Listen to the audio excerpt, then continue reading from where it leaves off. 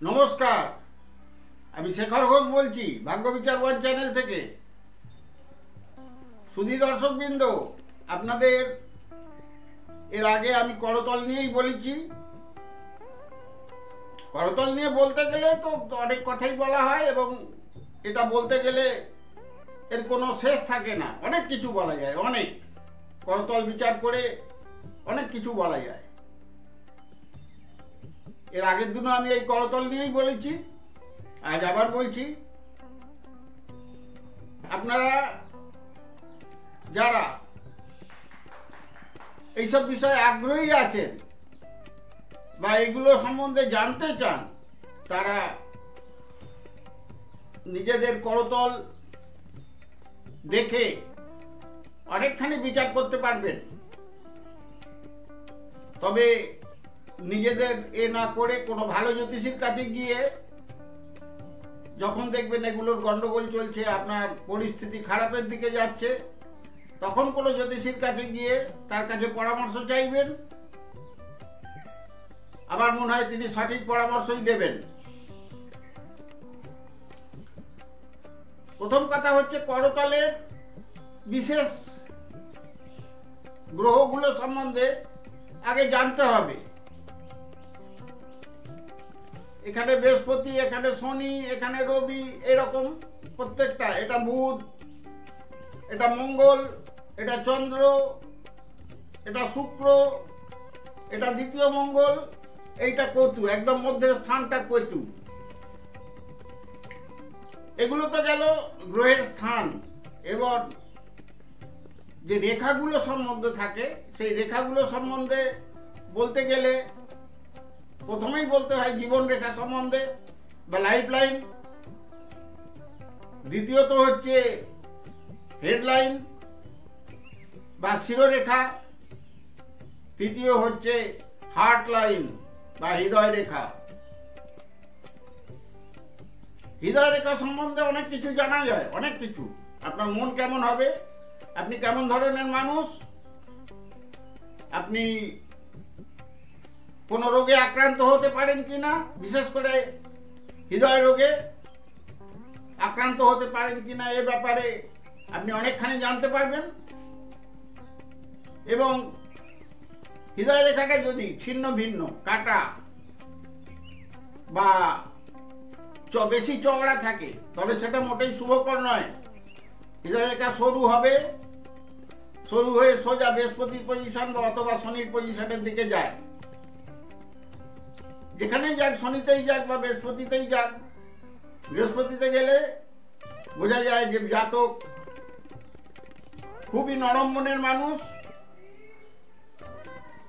অল্পতে তিনি দুঃখী হন, মানুষের দুঃখ তাকে কাতর করে। তিনি সর্বদা অপরের ভালো চান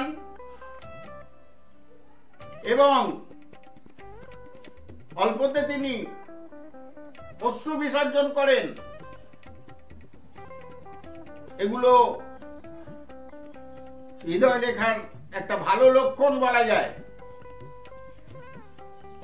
হৃদয় রেখা যদি ভাঙা চোরা বা কাটা, বেশি চওড়া বা নেট যুক্ত হয়, তাহলে হার্টের অসুখ হওয়ার সম্ভাবনা প্রবল থাকে, হৃদয়ের অসুখ হওয়ার সম্ভাবনা প্রবল থাকে এবং তাকে বেশ কিছু সময় এই অসুখ নিয়ে তার জীবন পরিচালিত হয়। হার্টের অসুখ মারাত্মক অসুখ।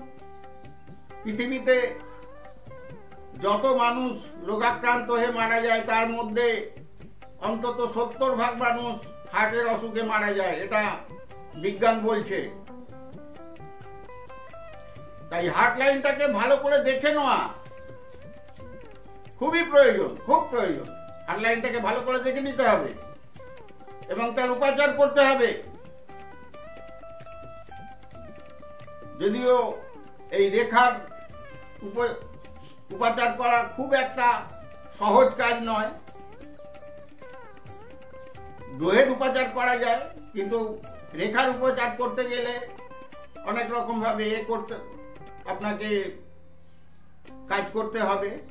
সেগুলো আপনি যেখানে জ্যোতিষী দেখাবেন তিনিই বলে দেবেন। কারণ আমি আরো একটা জিনিস দেখেছি, যারা হার্ট লাইন সম্বন্ধে বেশি জ্ঞান অর্জন করতে পারেন না বা জানেন না, তারা কিন্তু বেশি ভোগেন। হার্ট লাইনের আরো একটা হচ্ছে, হার্ট লাইন যদি সুন্দর থাকে, পরিষ্কার থাকে, একদম সরু হয়ে গিয়ে বৃহস্পতি পজিশনে থাকে, তবে প্রচুর অর্থ উপার্জন করেন তিনি, প্রচুর। নিজের প্রয়োজনের থেকে অনেক বেশি অর্থ রোজগার করেন এবং তার অর্থ সঞ্চয় হয়। এই অর্থ সঞ্চয় তিনি নানান রকম ভাবে কাজে লাগাতে পারেন, সেই জীবনে কাজে লাগতে পারে। এই জন্যে হার্ট লাইনটা ভালো হওয়া অত্যন্ত প্রয়োজন। হার্ট লাইন সম্বন্ধে বলতে গেলে আরো অনেক কথাই বলা যায়। হার্ট লাইনের শেষের দিকটা যদি গুচ্ছ মূলের মতো হয় তবে সেটাও ভালো না। হার্ট লাইনের মধ্যে যদি কোনো ব্ল্যাক স্পট, কালো দাগ, তিল বা এই জাতীয় কিছু পরিলক্ষিত হয় তবে তা মানব জীবনের পক্ষে শুভ নয়। এইসব কারণগুলো আপনাকে জানতে হবে। হার্ট লাইনের অনেক উপযোগিতা আছে, আপনারা এগুলো সম্বন্ধে সতর্ক হবেন। আজকে আমি এই অবধি বলছি, পরবর্তীকালে আমি আপনাদের আবার জানাবো, আগামী ভিডিওতেই জানাবো। আপনারা আমার চ্যানেলটাকে যারা নতুন দেখছেন তারা সাবস্ক্রাইব করবেন, শেয়ার করবেন এবং প্রয়োজনে কমেন্ট করবেন, করে আমাকে জানাবেন। আমি যথাযথ চেষ্টা করব তার পরবর্তী ভিডিওতে সেই সম্বন্ধে বলতে। নমস্কার।